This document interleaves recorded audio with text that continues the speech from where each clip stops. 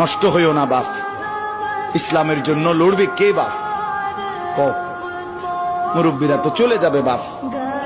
18 বছরের ছেলে, 20 বছরের ছেলে, 22 বছরের তাগড়া জওয়ান, তুমি নষ্ট হয়ে গেলে, তুমি চরিত্রহীন হয়ে গেলে, তুমি যদি সারাক্ষণ নারী ছাড়া, ছবি ছাড়া, মদ জুয়া অশ্লীলতা, তুমি যদি মোবাইলের আসক্তি ছাড়া চলতে না পারো, আগামী দিনে ইসলামের জন্য তুমি করবা কেমন, লড়বে কেমন? আগামী প্রজন্ম তোমার হাতে নিরাপদ দিন পাবে কেমন? বেঁচে থাকার নিরাপত্তা মিলবে না।